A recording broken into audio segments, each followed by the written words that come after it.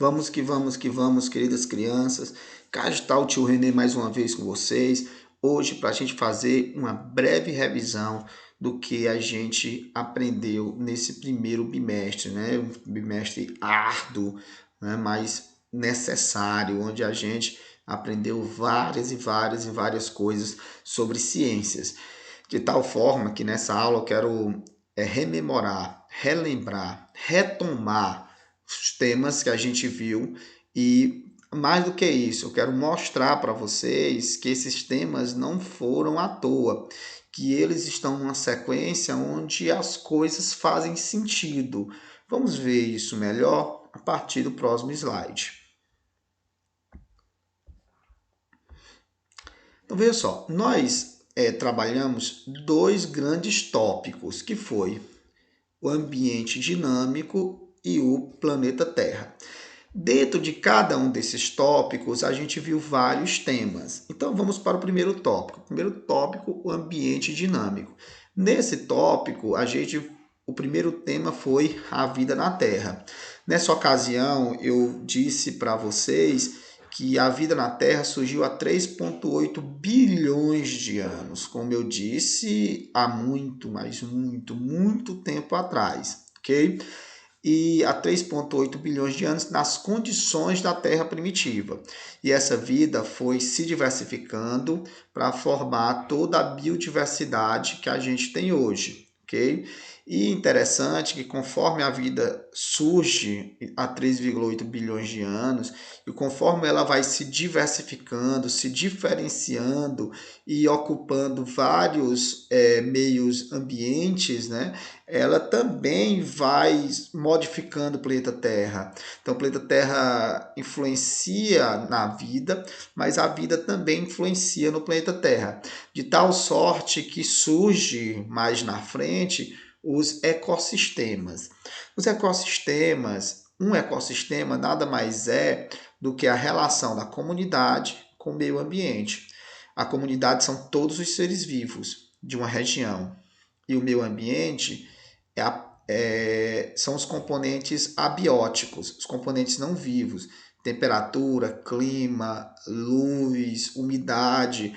E eu quero que vocês entendam que a comunidade interfere no meu ambiente não vivo e o meu ambiente não vivo interfere na comunidade. E essa interferência de um no outro e essa inter-relação harmônica entre a comunidade e meu ambiente não vivo, ou seja, os componentes abióticos, é o que a gente chama de ecossistema, ok? Aí eu quero que vocês saibam que a comunidade, nós temos seres vivos produtores, que no ambiente terrestre é basicamente as plantas, os consumidores, que é principalmente nós, animais, e os decompositores, que são os fungos e as bactérias, ok? Professor, e nessas comunidades que o senhor está falando, comunidade essa que se relaciona com o meio ambiente não vivo, formando o ecossistema. Como é a obtenção de alimento nas comunidades? Na comunidade, a obtenção de alimento é de forma direta ou indireta nos produtores. Vamos falar do ambiente terrestre. No ambiente terrestre, todos nós, animais, que somos consumidores, nós obtemos energia de forma direta ou indireta nos produtores. Quando eu como uma fruta, eu estou obtendo energia de forma direta no produtor, né? Ora, a fruta é um órgão de uma planta. Mas quando eu como, por exemplo, carne de boi, carne de frango, eu também estou me alimentando dos produtores, só porque de forma indireta, de forma imediata. Por quê? Porque aquele frango teve que comer milho até crescer para ser abatido, e aquela energia do milho foi armazenada no frango e depois esse frango eu comi, beleza? Então de forma indireta, ok? Professor, e quais são as relações alimentares entre os seres vivos? As relações alimentares entre os seres vivos formam uma coisa chamada de cadeia alimentar. Eu disse que tudo começa com o produtor, porque o produtor é quem bota alimento no mundo vivo. Esse produtor vai servir de alimento para um consumidor primário, esse consumidor primário vai servir de alimento para um consumidor secundário, esse consumidor secundário vai servir de alimento para um consumidor terciário. Esses consumidores, como eu disse para vocês, são, em via de regra, animais. E todos esses componentes da cadeia alimentar, uma vez vão morrer, e morrendo vão parar nos decompositores. E quando eu falo em decompositores, estou falando de fungos e bactérias, beleza? E aí a gente encerra esse primeiro tópico, com esses vários temas. Agora, e aí a gente começou um segundo tópico, que foi falar de nosso planeta, né? O terceiro planeta do sistema solar, que é se a gente conta do Sol para mais distante do Sol para a periferia, nós temos Mercúrio, Vênus e Terra, né?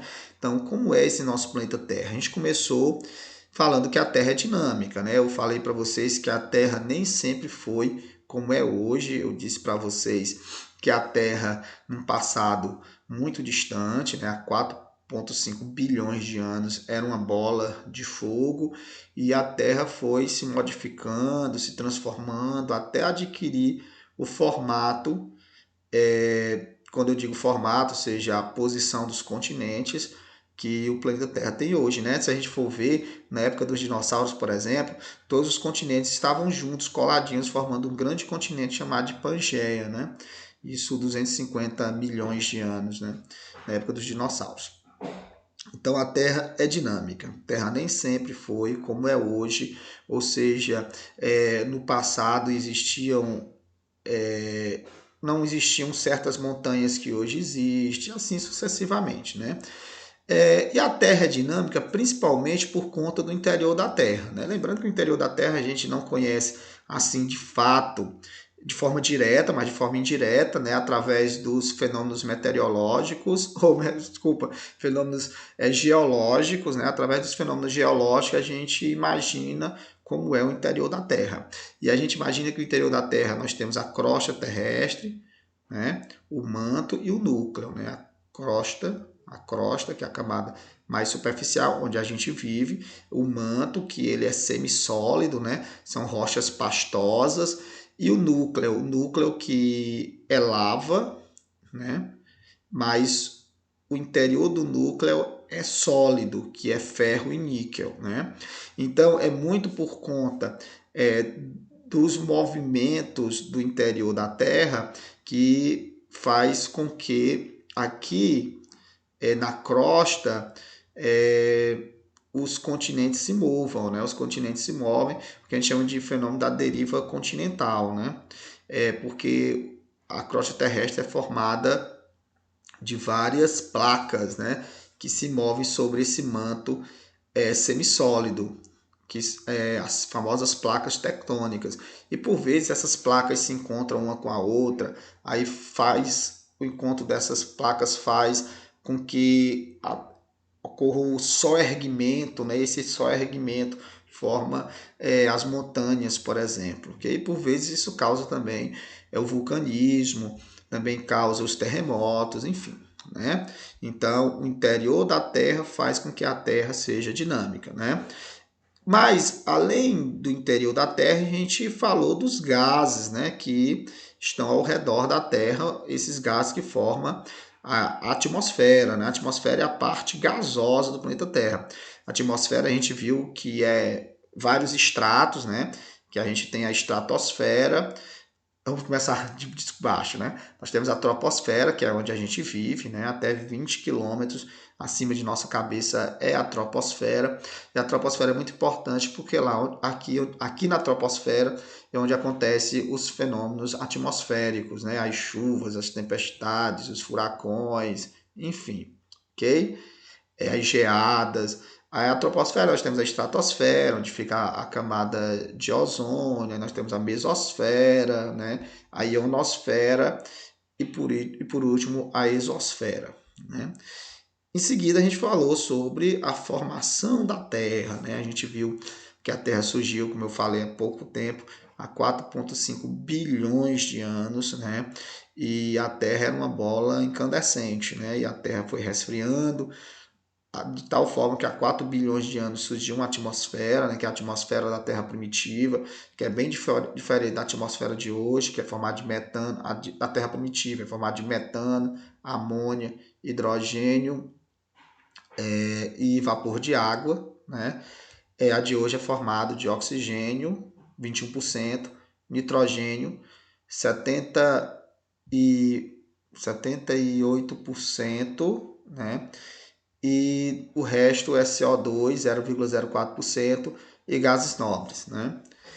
Então, aí quando há 4 bilhões de anos, né, surge uma atmosfera primitiva, e foi nessas condições que começou os movimentos, né, as reações químicas que há 3,8 bilhões de anos culminou com o surgimento do primeiro ser vivo, ok? E a forma da Terra, a gente viu que a Terra não é chata, a Terra não é plana, né? Para a tristeza dos terraplanistas, né? Um movimento que cresceu muito no Brasil nos últimos 2 anos, né? Para a tristeza dos terraplanistas e para a alegria da ciência, a gente sabe que a Terra é redonda, né? E que a gente tem como provar que a Terra é redonda. Eu mostrei para vocês, como por exemplo os navios que somem lá no horizonte, né? E a Terra, na verdade, ela não é uma esfera perfeita. Ela tem um formato muito próximo de uma esfera, né? Visto que ela é achatada nos polos e barrigudinha na altura do Equador. Beleza, pessoal? E isso eu estou falando, mas isso a gente sabe desde o século 3 a.C., né? Quando o Eratóstenes fez aquela experiência que eu falei para vocês com a varetinha, a sombra da varetinha, isso lá, ó, há 250 anos antes de Cristo, no século 3 antes de Cristo, ok? Então não há de se falar em terra plana, não há de se falar em terraplanismo, né? A Terra é sim, de fato, redonda, ok? Então, tchau, pessoal, foi uma breve revisão e próximo encontro que a gente vai ter, já vamos começar os conteúdos do segundo bimestre. Olha, o tempo passa ligeiro, hein? Então, tchau, pessoal.